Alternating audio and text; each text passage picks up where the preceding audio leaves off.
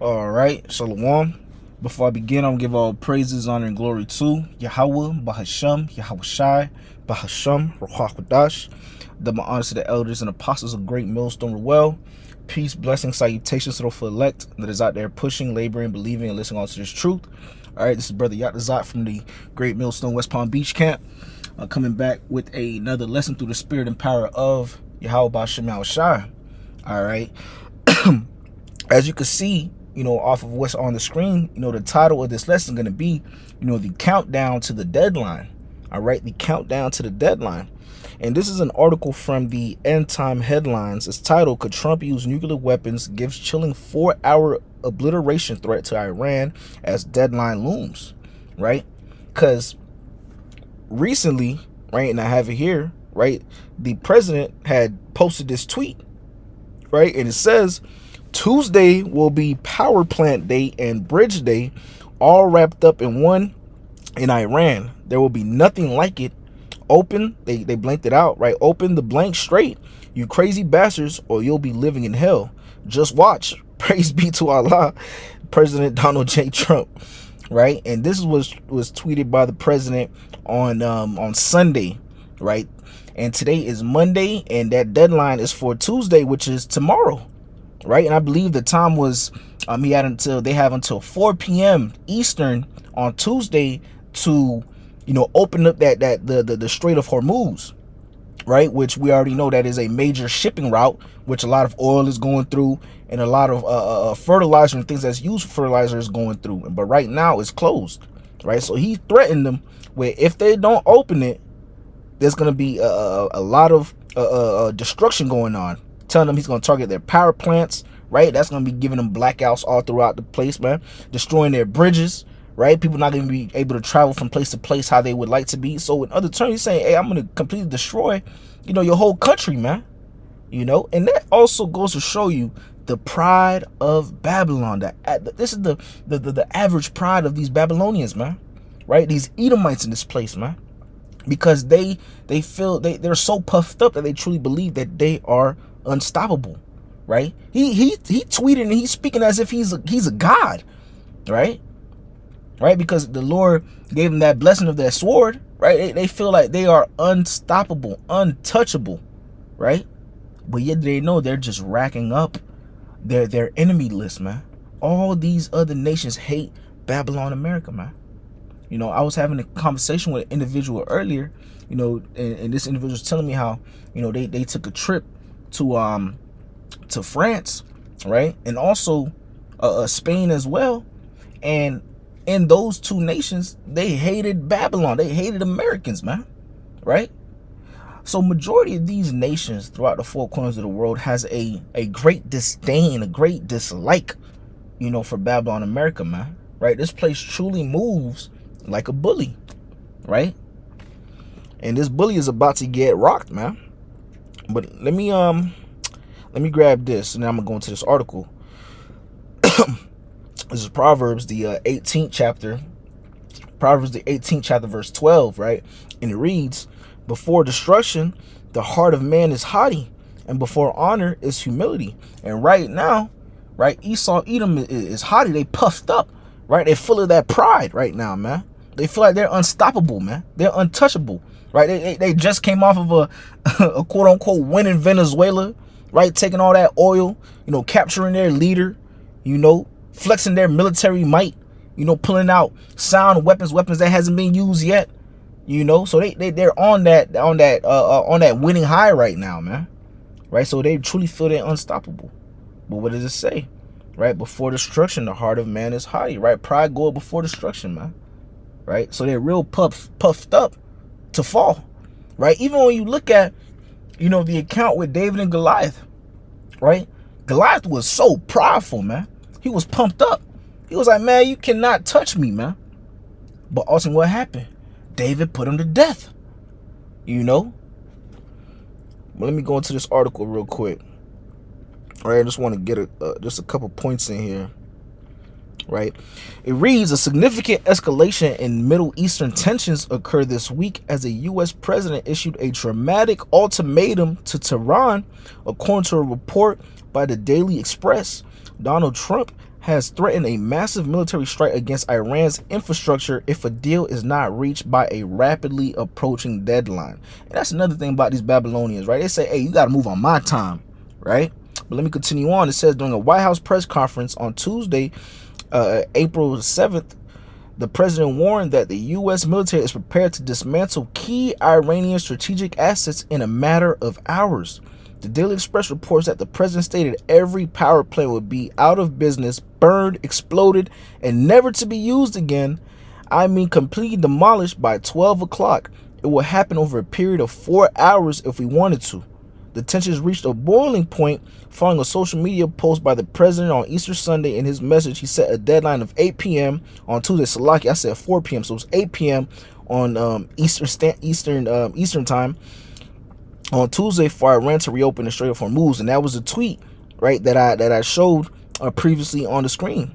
Right, it says the president's rhetoric during the Tuesday press conference emphasized the speed and scale of the planned military response. He suggested that very little is off limits and claimed that the entire country could be taken out in one night, and that night could be tomorrow night. He further detailed the specific targets, warning every bridge in Iran would be decimated by 12 o'clock tomorrow night. Beyond the immediate tactical threats, the president also issued a broader warning to international allies. He claimed that Iran's ambitions extend beyond the Middle East, stating, I want to have a safe road and you're not going to have a safe road. Israel will be gone, the Middle East would be gone, and then they're coming for Europe.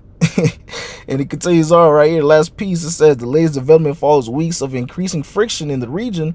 The Daily Express notes that world leaders, including Pope Leo, have made pleas for de-escalation as the deadline looms, right? So as we see from this article, right, from this quick article right here, you know, the Babylonian president, right, is on demon timing right now, man, right? He's real puffed up, right? He's basically setting ultimatums like, hey, either you gonna do what I say or we gonna destroy your country. And that's how these Babylonians move, man. That's how the U.S. government use anytime they go to another nation and trying to get their way. It's either their way or the highway, man. And all these other nations that have experienced this know the feeling, man. They fed up with this place, man. Right? In Iran right now, they're not backing down. Right? They standing up. They say, you know what? You know, we've been planning this for years. You know, you want to try, so come try us, man. That's how they're moving right now. They're not afraid. These other nations do not have the same fear like they had for Babylon America, you know, decades ago, man. Right? They have the same weaponry that Babylon has, man. Right? You know, they got a saying. They say they didn't stop making guns when they made yours, man. Right? So these Iranians are willing to die for their cause, man. Right? And let me get this too. In Joel, the 3rd chapter, right, it says, beat your plowshares into swords and your pruning hooks into spears. Let the weak say I am strong. And right, that's what we're saying. We're seeing the weak say I am strong, right? Because years ago, Iran wasn't looked at as a powerhouse. It wasn't looked at as a threat, right? They were more looked at as, you know, that Islam kind of headspace, you know, strap a bomb to your chest and blow yourself up, man. You know, but now they're like, fuck it. You know, you've been bullying us for so long. You think you're going to have your way. Now we're going to really go toe-to-toe, man. You know, they're in that kamikaze spirit, man. Right? And if you don't know what a kamikaze is, right, that was the Japanese pilots, the plane pilots, the jet fighters that would basically use their plane as a weapon. Right? They would fly the plane into whatever target and they would kill themselves, man. You know, that's the same type of mindset they're in right now, man. You know? And they also have an acronym called MAD, right? Because when you look at Iran's allies, right, they got close allies or close relationships with China and Russia, which both have, you know, major nuclear capabilities, right? And the acronym for MAD, it stands for Mutually Assured Destruction. And ultimately what that means is that, you know, both sides know they have the capability to destroy each other to an oblivion, man. Right? And that's what we're seeing happening right now. So if Iran continues standing on business, which by the looks of it, looks like they will, because they haven't let up at all. They've been, you know, all gas, no brakes, you know, up to this moment. So Salaki, if Iran continues on with this can very well be the catalyst. This could very well be the final domino to drop that needed to drop to truly set shit off in this place, man. Right? Don't be surprised if, after this happens, right, Wednesday morning, gas prices spike, $1 overnight or $2 overnight, man. Right? Don't be surprised if you see the price of things just spike rapidly within 24 hours after this thing happens, man. If it happens, Lord willing, it does happen, man. Right? We are truly witnessing the downfall, the things that's leading to the downfall of Babylon America, man. Right? Because if this happens, Iran is going to have to do some type of response, right? Because keep in mind, Babylon has never, truly experienced, a foreign country coming into their land, for war, right? They've always had quote unquote terrorist attacks, which a lot of them, those quote unquote terrorist attacks are like, false flags and so forth, or inside jobs. But nevertheless, they never really had foreign troops on the ground, coming into this place, man. Even going back to the Biden administration, right? They had a lot of military-aged men. You don't even hear them talk about this no more. There was a lot of military-aged men that were coming across the border through Mexico, coming from all various countries. You had some coming from Iran, from India, from different parts of South America, from the Middle East, all flooding in military-aged men, right? In other terms, they have a lot of sleeper agents that's in this place right now, man.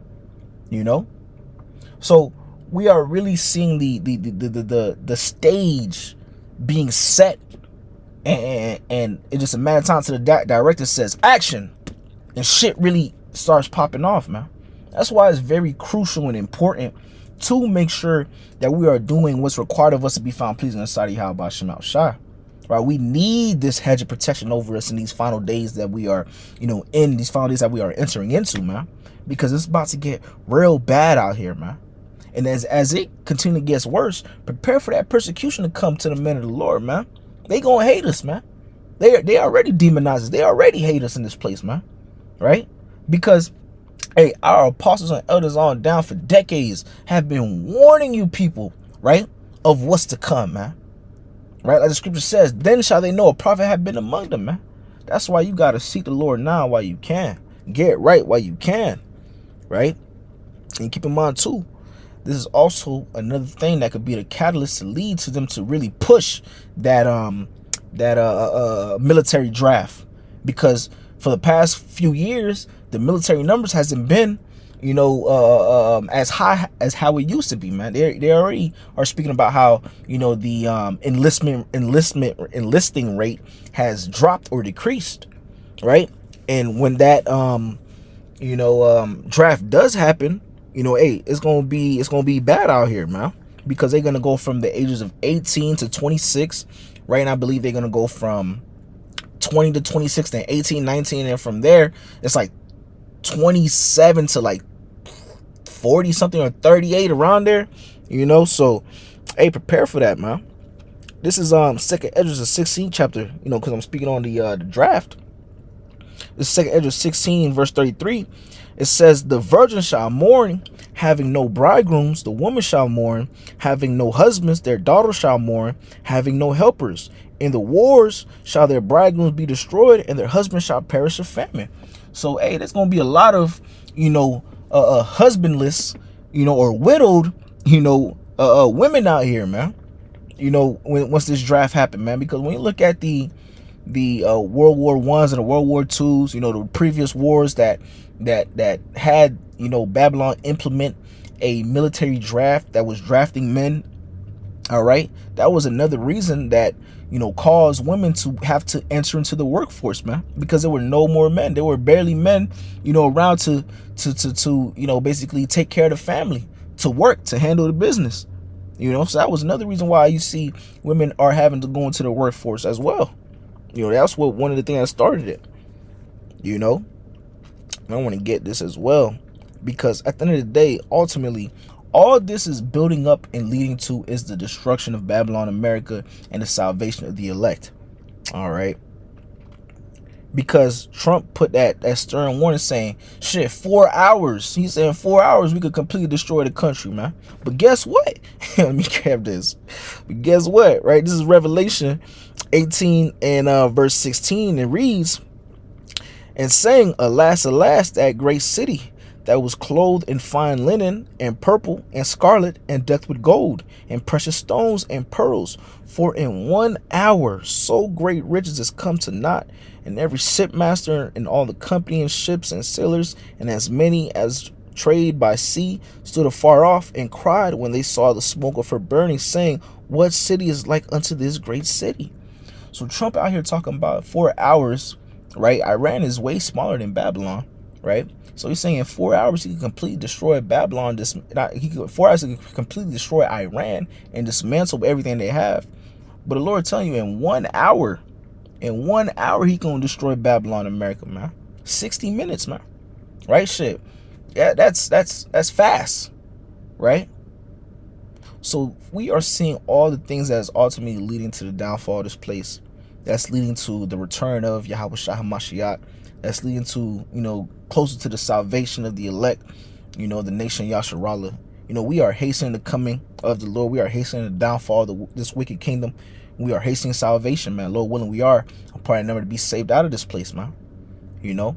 But as we're seeing more and more prophecies kind of pass, and as we see we are inching closer and closer to, completely, World War III, this is a time more than ever to really, lock in with Yahweh Shema Shai, to prepare ourselves for what's about to go down in this place, man. We already see gas prices increasing. We're already seeing inflation in store. We're already seeing, a famine, when it comes down to certain goods in these stores, man. So seek the Lord and get it right while you can, man. But hey, I'm gonna wrap it up with that. Lord willing, this lesson was edifying unto the elect of Israel. With that being said, I'm gonna give all praises and glory to Yahweh, Bahasham, Yahweh Shai, Bahasham, Rakwakadash, that belongs to the elders and apostles of Great Millstone Well. Peace, blessings, salutations to the elect that is out there pushing, laboring, believing, and listening to His truth with heart sincerity. Until next time, shalom, and above all, Kwame Shalom.